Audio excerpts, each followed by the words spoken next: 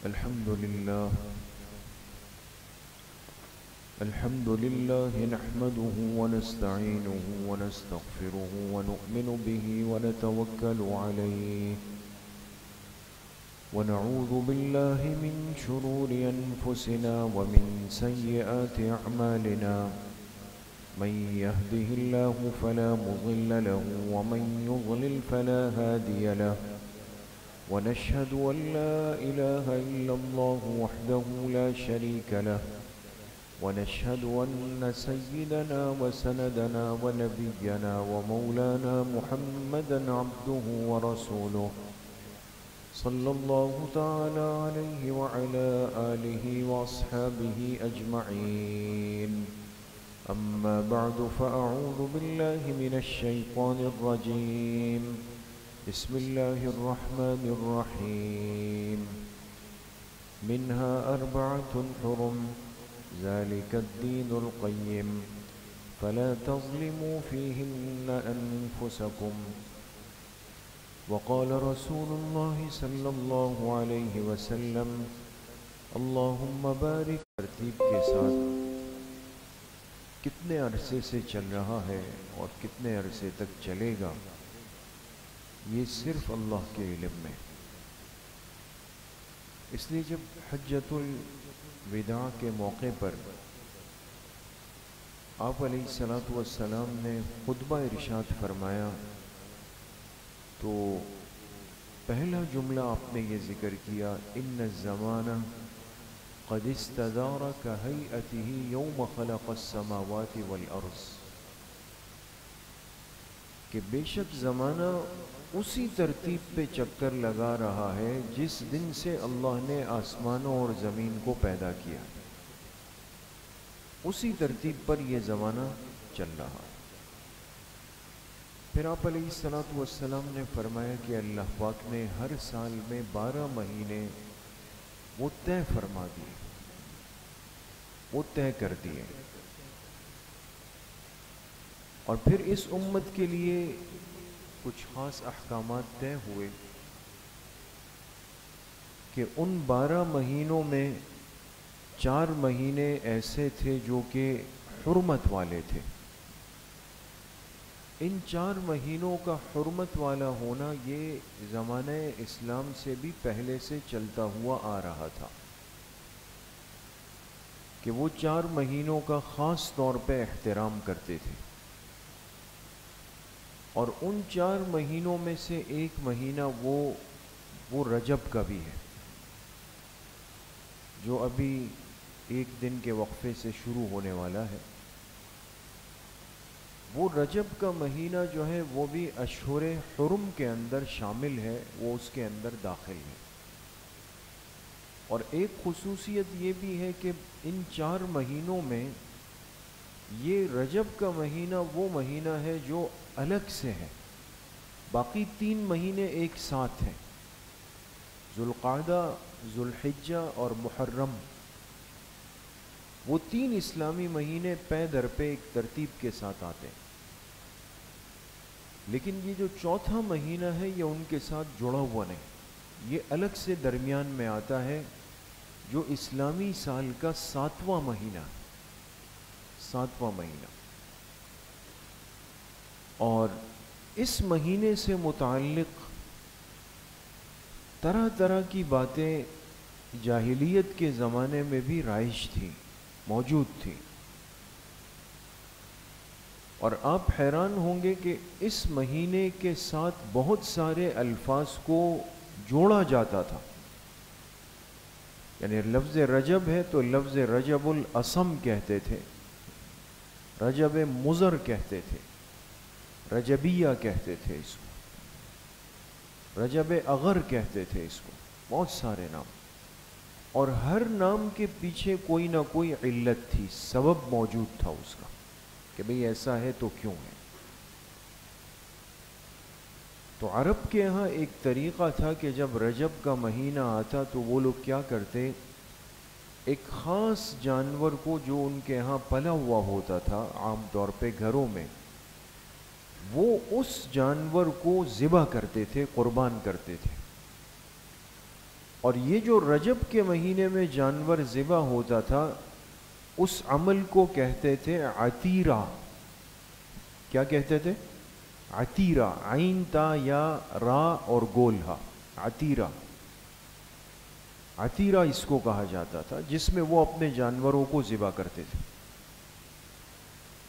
جب حضور علیہ الصلاۃ والسلام کی بعثت ہوئی، آپ کو نبوت ملی، اسلام کے احکامات آنا شروع ہوئے، تو ظاہر سی بات ہے کہ آپ پر ایمان لانے والے جو صحابہ بنے تو وہ وہی لوگ تھے جو اس سے پہلے جاہلیت کے اس زمانے سے گزرتے ہوئے آئے تھے.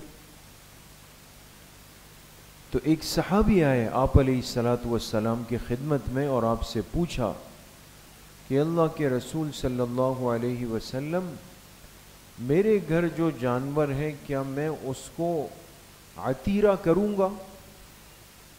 عتیرہ سمجھ گئے نا، جو رجب میں ذبح ہو.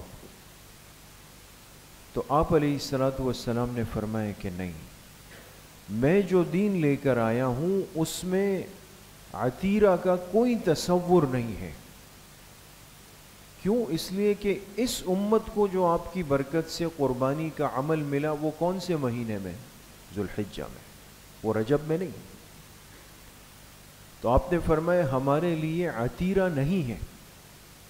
تو بہت سارے صحابہ کو یہ لفظ سمجھ نہیں آیا.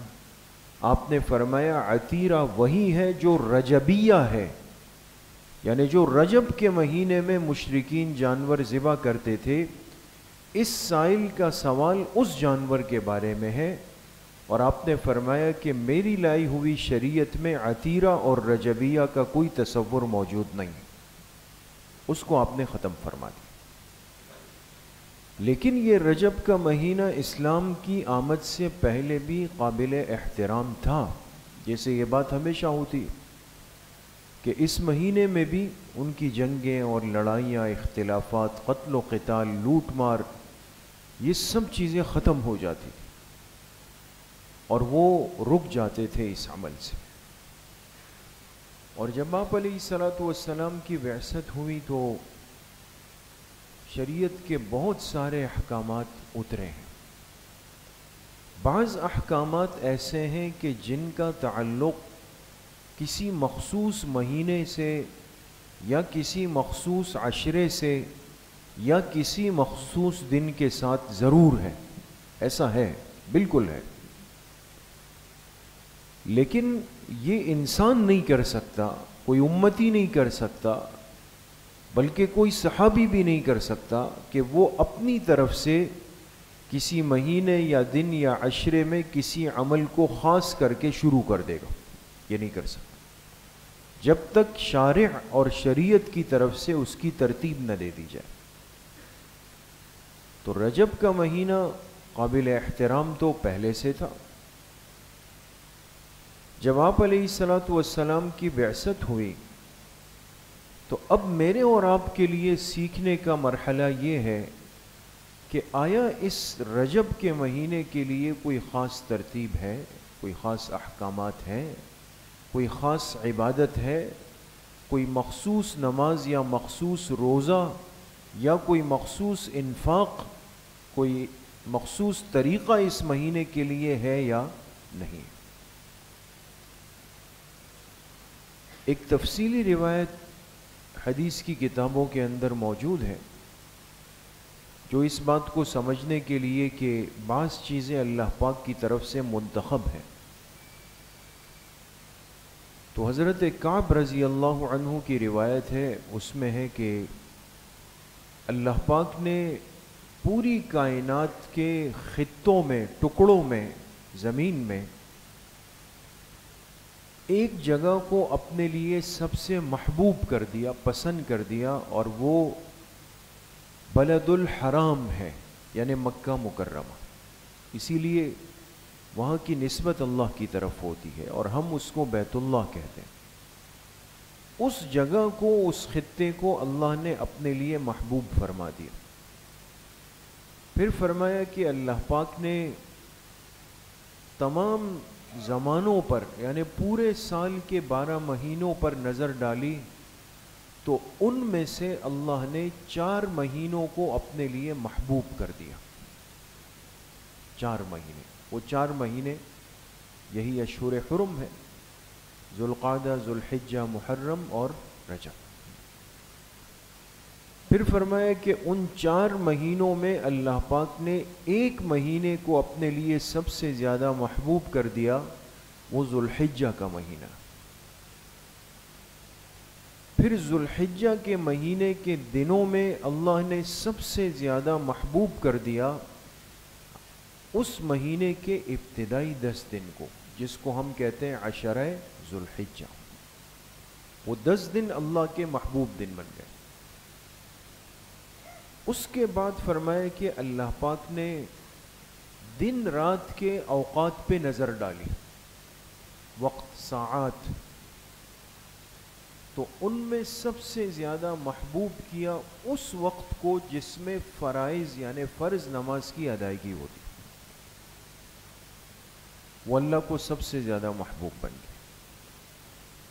اور فرمایا پھر اللہ پاک نے کلمات, جو انسان کی زبان سے نکلے ہوئے کلمات ہوتے ہیں, اس پہ نظر ڈالی, تو ان میں اللہ پاک نے سب سے زیادہ محبوب کر دیا ان 4 کلمات کو, سبحان اللہ والحمد للہ لا الہ الا اللہ اللہ اکبر. یہ 4 کلمات, ان کو اللہ پاک نے اپنے لیے سب سے زیادہ محبوب فرما دیا.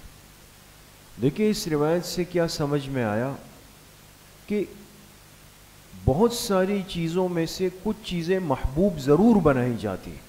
جیسے پورا زمانہ اللہ نے پیدا کیا, 12 مہینے اللہ نے بنائی, پوری زمین اللہ نے بنائی, لیکن ان میں سے بعض چیزیں اللہ کی بھی منتخب کردہ ہے, اللہ کی بھی چنی ہوئی. رجب کے مہینے سے متعلق احادیث کے اندر ایک روایت موجود ہے کہ جناب رسول اللہ صلی اللہ علیہ وسلم نے فرمایا کہ سال کے اندر 5 راتیں ایسی ہیں کہ جو راتیں عبادت کی ہے اور دعائیں مانگنے کی ہے. کل کتنی راتیں ہیں؟ 5 راتیں. یہ چیزیں سیکھنے کی ہے دوستوں اور عمل کی ہے. 5 راتیں پورے سال میں ایسی ہیں جو کہ عبادت کی ہے اور دعائیں مانگنے کی راتیں. وہ کون سی ہے؟ فرمایا کہ ایک تو لیلۃ الجمعہ, جو شب جمعہ ہے, جو رات گزری ہے, جمعے کی جو رات ہے, یہ اللہ پاک سے مانگنے کی بھی ہے اور یہ عبادت کی بھی ہے.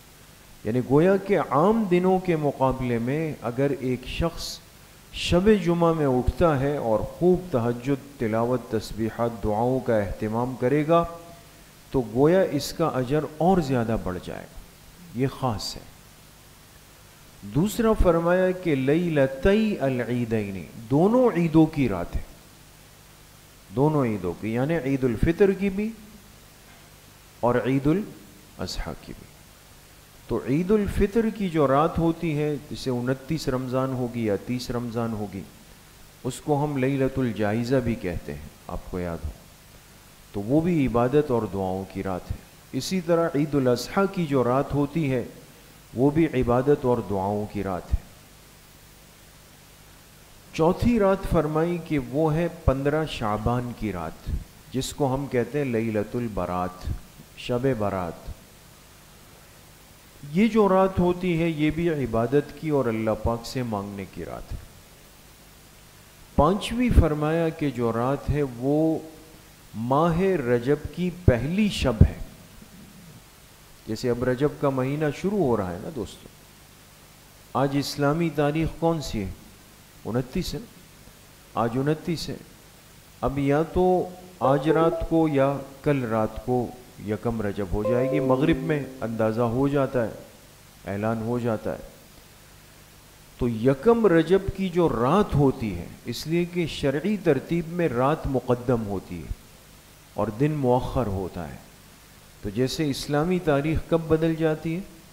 مغرب کے بعد. جیسے آج مغرب جیسے ہی ہوگی تو یا تو 30 جمادی الثانیہ ہو جائے گی یا پھر یکم رجب ہو جائے گی. تو مغرب کے وقت سے لے کر اگلے دن کے فجر کے وقت کے داخل ہونے تک یہ جو پورا وقت ہے یہ رات کے اندر شامل ہے دوستو. تو یکم رجب کی جو رات ہے یہ ان 5 راتوں کے اندر شامل ہے جس میں ایک بندے کو، ایک مسلمان مرد عورت کو اہتمام کرنا چاہیے، اور اس کی فضیلت احادیث سے ثابت ہے، اور یہ ہمارے کرنے کا ایک بڑا کام ہے جو ہونا چاہیے. اسی طریقے سے آپ حضرات ہمیشہ سنتے ہیں علماء سے کہ جب بھی رجب کا مہینہ شروع ہوتا تو جناب نبی کریم صلی اللہ علیہ وسلم ایک دعا کا اہتمام کرتے اور یہ دعا مانگتے تھے، اللہم بارک لنا فی رجب و شعبان و بلغنا رمضان. یہ دعا ہوتی ہے نا، یہ دعا رجب کے مہینے کے آغاز میں ایک مسلمان کو اہتمام کے ساتھ مانگنا شروع کر دینا چاہیے. یہ اس مہینے کا دوسرا بڑا عمل ہے، اور چونکہ اس دعا کے اندر اللہ پاک سے بہت کچھ مانگا جا رہا ہے، اے اللہ ہمارے لیے برکت ڈال دے، رجب اور شعبان کے مہینے میں برکت ڈال دے. علماء نے اس کی تفصیل میں لکھا ہے ای بالطاعت والعبادت. بہت غور سے سنیں دوستو، ہمارے لیے برکت ڈال دے رجب اور شعبان کے مہینے میں. برکت کیسے ہوگی؟ فرمائے بالطاعت والعبادت، اللہ کی اطاعت اور اللہ کی عبادت کے ذریعے سے. یہ اللہ سے مانگا گیا کہ یہ 2 مہینے ہمارے لیے باعث برکت بن جائیں، اور کسی چیز میں برکت کے آنے کا ذریعہ اطاعت اور عبادت ہے. لہذا ان 2 مہینوں میں اس امت کے ہر فرد کو خوب اہتمام کے ساتھ رجوع الی اللہ کا اہتمام کرنا چاہیے. وبلغنا رمضان، اور اے اللہ ہمیں رمضان کے مہینے تک پہنچا دے. یعنی اب قریب آ چکے ہیں ہم، صرف 2 مہینوں کا فاصلہ رہ گیا. اب وہ مہینہ جس میں انسان داخل ہو تو اس میں ہر اجر کی فضیلت بڑھ گئی، اہمیت بڑھ گئی، اللہ کا قرب بڑھ گیا، اللہ کے انعامات بڑھ گئے. ہر عشرے کی الگ الگ فضیلت ہے، ہر دن کی رات کی الگ الگ شان ہے. تو یہ بندہ گویا اللہ سے مانگ لیتا ہے کہ اے اللہ ہمیں رمضان کے مہینے تک پہنچا بھی دے. تو دوسرا عمل اور دوسری ذمہ داری جو قابل عمل کام ہے وہ کیا ہے کہ رجب کے مہینے کے آغاز کے ساتھ ایک مسلمان عاقل بالغ مرد عورت وہ اس دعا کا اہتمام کرے. اس دعا کے الفاظ چونکہ مختصر بھی ہیں، اور زندگی کے کتنے سال ہو گئے کہ جس میں ہم یہ دعا سنتے ہیں، پڑھتے ہیں، تو یقیناً یاد ہونی چاہیے اور یاد رکھنی چاہیے کہ انسان اس کو زبانی یاد کر لے، خود بھی اس کے پڑھنے کا اہتمام کریں اور گھر والوں کو بتا کر ان سے بھی اہتمام کروائیں. تو ایک سنت عمل بھی ہو اور ایک دعا کا اہتمام بھی ہو جائے گا. اچھا، اس دعا کے ضمن میں ایک بات آپ ساتھیوں سے عرض کر دوں، کیونکہ آج کل ہمارے ساتھ ایک تھوڑا سا مسئلہ جڑا ہوا ہے. ہر چیز فیس بک پہ، واٹس ایپ پہ، مختلف چیزوں پہ آ رہی ہوتی، اور اس کے اندر ظاہر سی بات ہے کہ یہ کمپیوٹر اور یہ چیزیں ایسی ہیں کہ جو اعراب جانتے ہیں نا، زبر زیر پیش وغیرہ، کبھی دائیں لگ گیا، کبھی بائیں لگ گیا، کبھی ڈبل لگ گیا، کبھی لگا ہی نہیں. تو یا تو اس کا طریقہ پھر یہ ہوتا ہے کہ جو زبان پہ آیا تو اس کو پڑھ لیا، چلو جی پڑھ لے، کچھ نہ کچھ تو ہوگا. وہ بھی بالکل غلط چیز ہے. اور یا پھر یہ ہے کہ ہم لگ جاتے ہیں کہ جی بال کی کھال اتارنی ہے، اس کارڈ میں یہ لکھا ہوا ہے، اس میسج میں یہ لکھا ہوا ہے، اور فیس بک میں یہ لکھا ہوا ہے، کتاب میں یہ لکھا ہوا ہے، اور اس جگہ پر یہ لکھا ہوا.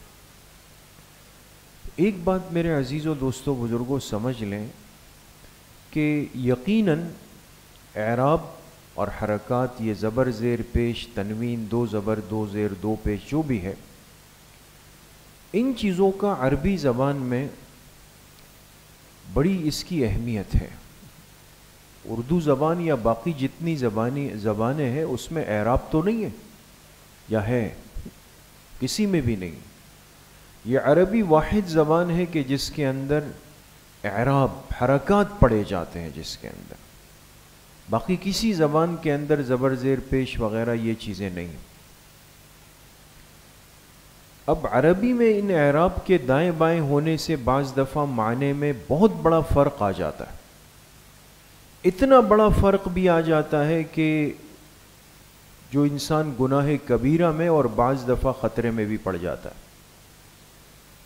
اس لیے اہتمام اور احتیاط بہت ضروری ہے، لیکن اس کے ساتھ ساتھ یہ بات بھی سمجھ لیں کہ اس زبان کی وسعت اتنی بڑی ہے، کشادگی اس زبان کے اندر اتنی زیادہ ہے، اور اس کے اصول اور قواعد اتنے مضبوط ہیں کہ بعض دفعہ ایک ایک لفظ کو دو تین طریقوں سے، دو تین اعراب کے ساتھ، حرکات کے ساتھ بھی پڑھا جاتا ہے۔ بات سمجھ رہے ہیں دوست؟ بعض جگہ پر یہ دعا احادیث کی کتابوں میں لکھی ہوئی ہے، اللہم بارک لنا فی رجب و شعبان، عام طور پہ یہی پڑھی جاتی ہے۔ اور رجبہ، با کے اوپر کیا ہے؟ زبر ہے، زبر ہے نا، با کے اوپر زبر ہے، رجب و شعبان۔ بعض کتابوں میں آپ کو ملے گا اللہم بارک لنا فی رجبن، با کے نیچے دو زیر ہوں گے۔ اس کے علاوہ اور اگر کوئی اعراب ہے تو وہ غلط ہے، لیکن اتنا آج کی مجلس میں سمجھ لیں کہ اگر با پر زبر ہے وہ بھی صحیح، با کے نیچے اگر دو زیر ہے تو وہ بھی صحیح، دونوں صحیح۔ فی رجب و شعبانہ پڑھے تو بھی صحیح، فی رجب و شعبانہ پڑھے تو بھی صحیح۔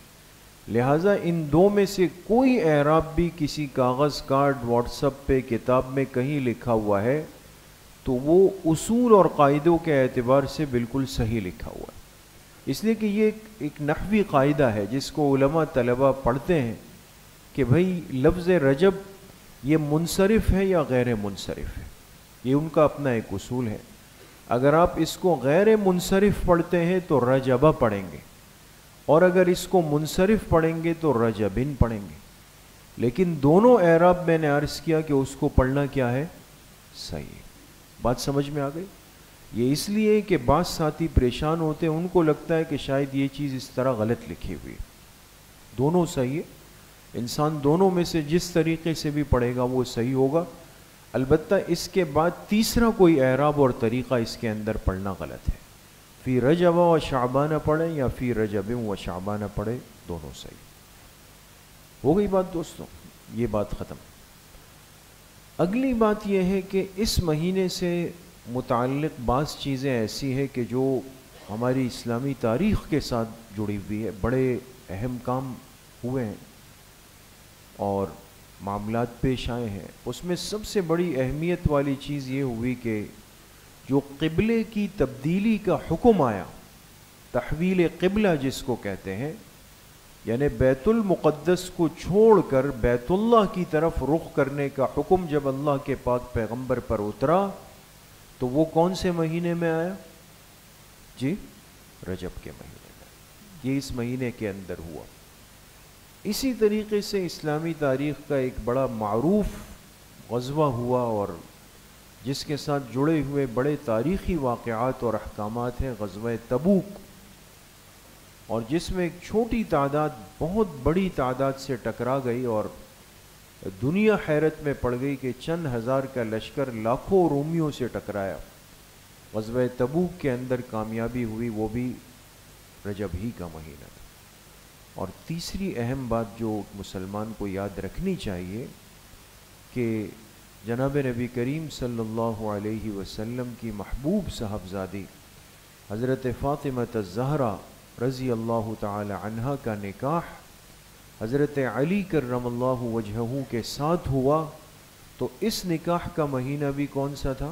رجب کا مہینہ۔ بات سمجھ گئے؟ یہ چیزیں ایک اسلامی تاریخ سے جڑی ہوئی چیزیں، تو اس سے کیا ہوتا ہے کہ اس مہینے کی افادیت کا، اہمیت کا، ایک تاریخ کا پتہ چل جاتا ہے۔ آخری بات یہ کہ بعض باتیں اس مہینے سے متعلق ایسی ہیں جو بالکل بے سر و پا ہے، یعنی جس کا نہ سر ہے نہ اس کا پیر ہے، لیکن حسب عادت جیسے ہم چل رہے ہیں آج کی دنیا میں کہ دل یہ ہوتا ہے کہ چلو ایک چیز ایک ہے تو اس کے ساتھ 9 میں ملا دیتا ہوں تاکہ 10 ہو جائے. تو بہت ساری باتیں اس مہینے سے متعلق بھی ہے جو انشاءاللہ اپنے موقع پر آتی بھی رہیں گی، اس پہ بات کریں گے. 22 رجب سے متعلق ایک تأثر اور تصور ہے کنڈوں کی رسم کے منانے کا. لوگ اس کو بڑا اہتمام سے کرتے ہیں، بعض اس کو اور صرف کرتے نہیں بلکہ اس کو باقاعدہ ایک نیک عمل اور عبادت سمجھ کے ادا کرتے ہیں. اور اس کے پس منظر میں کچھ باتیں بھی، کچھ کہانیاں بھی بیان ہوتی ہیں. بحیثیت ایک مسلمان کے وہ چیزیں بھی ہمیں جاننی چاہیے. اسی طریقے سے ہماری کتابوں میں لکھا ہے کہ بعض لوگ اس رجب میں کسی مخصوص انداز یا نیت کے ساتھ اپنی نماز بھی پڑھتے ہیں، اور اس کا نام لکھا ہے صلاۃ ہزاری. یہ ہزار سے کوئی لفظ نکالا ہوگا کہ نماز ہزاری کہتے ہیں اس کو. اب واللہ عالم اس میں کیا ہے، یا اس میں کسی مخصوص دن کو طے کر کے اس میں روزہ رکھنا، اس کی بھی کوئی حقیقت نہیں. البتہ رہ جاتی ہے بات آپ علیہ الصلاۃ والسلام کے معراج کی. معراج کا جو سفر آپ نے فرمایا اور جو قرآن کریم میں سورہ بنی اسرائیل میں ہے، تو اس میں بھی مشہور اقوال اور روایات جیسے آتے ہیں کہ بھئی وہ 27 رجب کو وہ سفر ہوا ہے. وہ بڑی تفصیلی بحث ہے کہ یہ سفر معراج آپ علیہ الصلاۃ والسلام کو کس مہینے میں کروایا گیا اور پھر کس رات میں کس تاریخ کو کروایا گیا. اس میں ایک نہیں، اس میں 20 اقوال ہیں. لیکن ہمارے ہاں ایک مشہور قول یہ ہے، اور عام طور پہ لوگ اس کو لیتے ہیں، قبول کرتے ہیں، کہ وہ اس مہینے کے آخر میں 27 رجب 27ویں شب کو معراج کا سفر اور معراج کا واقعہ پیش آیا. تو بہرحال وہ تو اپنی جگہ پر بات انشاءاللہ آئیں گی، 22 رجب سے متعلق بھی، 27 رجب سے متعلق بھی. لیکن ہمیں اس وقت دو چیزیں ہمارے سامنے ہیں جو میں نے عرض کی، کہ ایک تو اس مہینے کی جو پہلی رات ہے یکم رجب کی شب، اس کو عبادت اور دعا میں گزارنا، یہ حدیث سے ثابت ہے. اسی طریقے سے اس مہینے کے شروع ہونے کے بعد کی یہ جو دعا ہے، اللہم بارک لنا فی رجب یا فی رجب و شعبان وبلغنا رمضان، اس دعا کا اہتمام بھی مسلمان کو کرنا چاہیے. اللہ کریم مجھے بھی آپ سب کو صحیح عمل کی توفیق نصیب فرمائے. الحمدللہ رب العالمین والصلاة والسلام علی سیدنا.